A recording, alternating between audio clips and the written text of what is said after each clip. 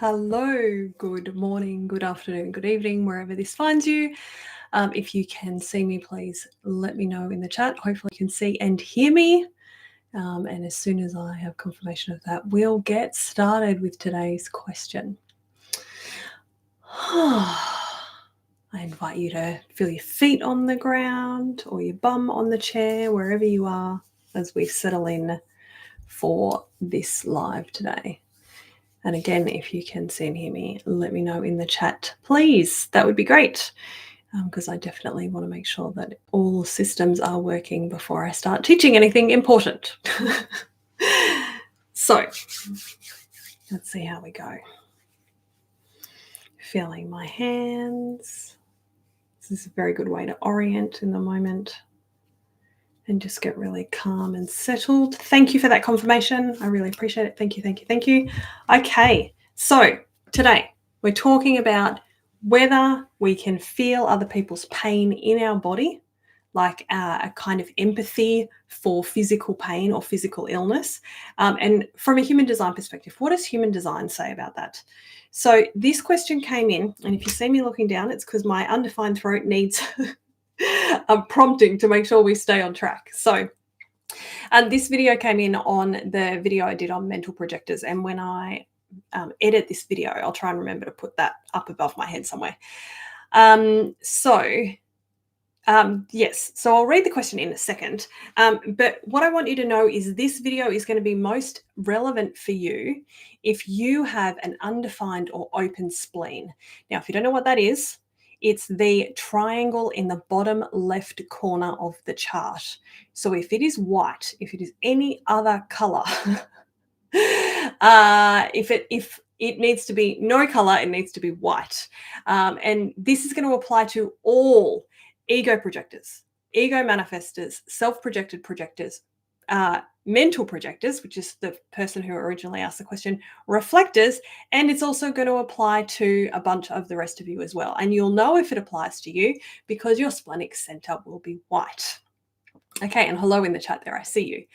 So if your splenic center is white, or you have a child with this center white, because let's assume that you may also be a parent who is trying to understand what's happening with my kiddo. I don't get it, right? So if that's the case, this might also be helpful for you. Now, in case we haven't met before, I'm Carolyn Southwell. I'm a 2/4 emotional projector. I've been playing with human design for 11 years. And I also have an undefined spleen. So I have a real sense of what this feels like in my own body. So let me read you the question. Does human design have an explanation for why I can feel other people's body pain? For example, my daughter is being sick and I feel sick. And then when she is not with me, my symptoms go away. I have many examples of this. I have asked the universe to switch it off, but I don't think I'm meant to, and I can't turn it off. But I'm unsure why I am doing this with my body. So, assuming that you're fairly new to human design, and even if you're not, there might be some recaps or useful things in here. So I want you to think of these 9 energy centers that are similar to chakras as like hubs of energy, right? Now, they're either transmitting energy or electricity or information to the people around you. That's what happens when they're defined or colored in. Or you are receiving information from other people. And that is the case when it is white. So any of your centers, any of those shapes that are white, you are a receiving station. You are receiving energy, electricity, information, right, from other people. Now, in the undefined or open spleen, now let's just talk about this separation, because often they're used interchangeably, but they're different. So undefined means that your spleen will be white, but you'll have some gate activations. That means you'll have some colored lines coming halfway out, right? They're just, we call them hanging gates.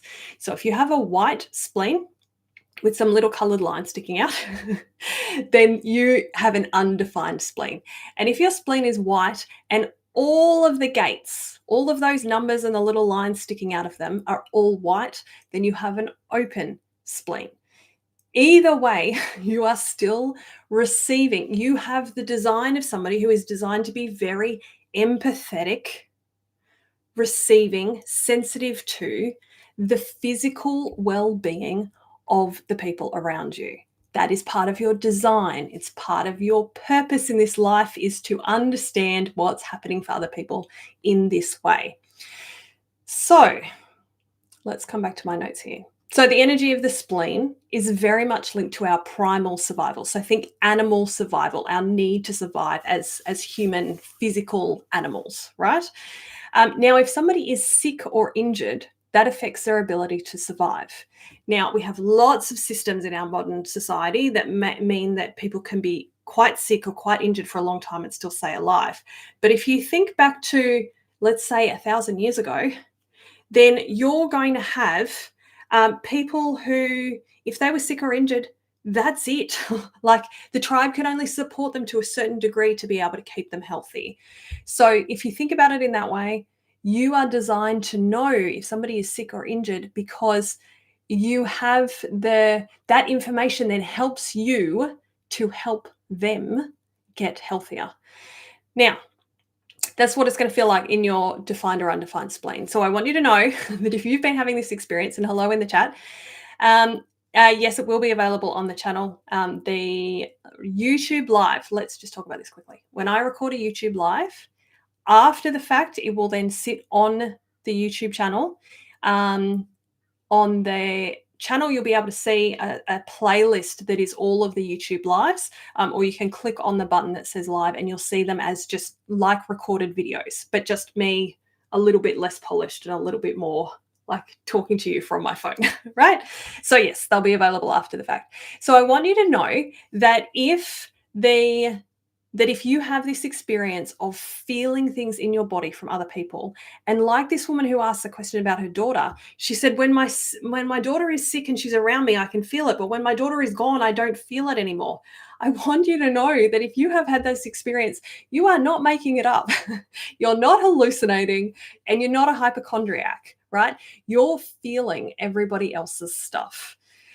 So the all-important question, what do you do about it, right? You're receiving all this information. Maybe sometimes it feels really overwhelming, and like this woman, you just want to switch it off. I know, as somebody who has an undefined spleen, like I don't want to go anywhere near hospitals. I'm like, oh my God, all these sick people, like I need to get away, right? It's really difficult for my system. So here are some things you can do. You can ask yourself the question, is this mine? If it is something that is happening in your own system and it's your own stuff for you to clean up, then you need to know that. So then you can take appropriate action to look after your own physical well-being, because not everything you're feeling, every time you feel sick, it's going to be somebody else's fault, right? Sometimes it's going to be your own stuff. So you want to know, is this mine? If it's yours, what do I need to do to resolve it? If it's not, then already having some awareness of like, oh, this isn't mine. This is not my responsibility.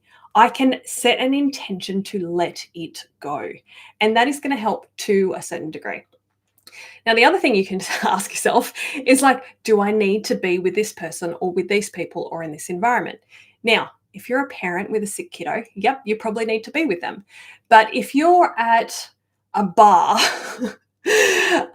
and you can just like whip your friend out of there and go somewhere else, or if you're in any sort of public space or gathering, like, do you need to be there or can you just leave? And that's already probably going to go and help. Go and hang out with your friend in a park or something instead, or in your home where you have a bit more control over that situation. And the other things that you can do are like discharge. So like your feet on the ground, especially bare feet on grass, sand, any kind of earth that feels good and safe is a really good way. Give all that energy to Mama Earth. She can handle all of it. Just give it to her. The other thing that are great is salt baths, or if you have access to the ocean, getting in the ocean. And another one is exercising or moving your body. So whether you like running or dancing or going for a brisk walk or rolling around on the floor, it doesn't matter. So I would be doing those things. If you really struggle with this, I would be doing these things daily. Like getting in water, ideally salt water, moving your body, and earthing, grounding every day if you can. And if you have an undefined or open spleen and you found great ways to navigate this, tell us in the comments. I'd love to hear from other people. What great strategies have you found? And then maybe that'll be a resource for other people watching this live in future. And if you want to know more about the energy centers, including simple explanations for the defined and undefined and open configurations for all 9 energy centers, then I did a course on centers a couple of years ago, and I will link it in the video description.